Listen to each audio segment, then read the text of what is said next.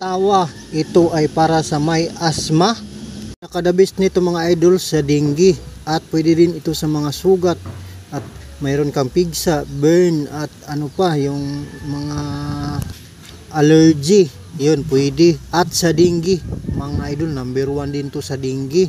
At yun na nga kanina sabi ko sa asma. At mga idol, bago magpatuloy, paki-follow naman sa akin din, paki-share ng video na ito at paki-comment kung ano yung mga sakit mo para pwede natin din hanapan ng solusyon yan.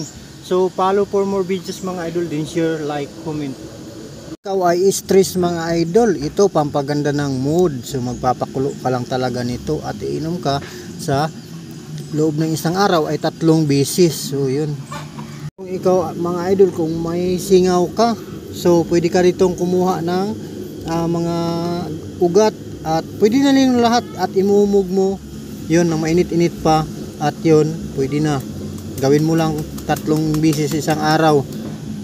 So ito din ay pinakakalaban ng mga insekto mga idol, lalo na yung lamok. Ayaw nila nito kasi tingnan nyo, walang dumadapo nito mga idol na mga insekto. At pangpababa din ito mga idol ng blood sugar.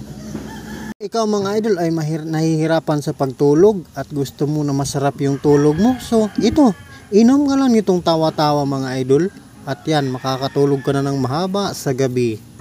Tuberculosis mga idol, pwede din ito mga idol. Para talaga mga idol sa may TB ito, napakagaling din. So pangpalakas ng immune system mga idol. So ayan, dahon yan na parin yan ng tawa-tawa.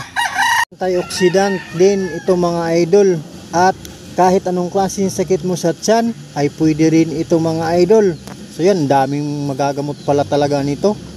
Anti-inflammatory mga idol. At pwede rin ito sa may arthritis. So napakagaling nito mga idol sa may arthritis din. Alaala lang mga idol, bawal yun sa buntis. At yun ang mga sakit nyo para magamot yun. Pakuluan nyo lang, hugasan nyo ng mabuti.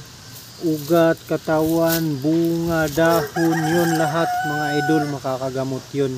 So ganun lang kasimple para gumaling tayo sa ating mga karamdaman. So yun mga idol, napakaraming maggagamot nitong tawa-tawa. So mahirap tumira dito sa kabundukan mga idol. So paki-like na lang and comment mga idol, din paki-share na rin mga idol sa video na to.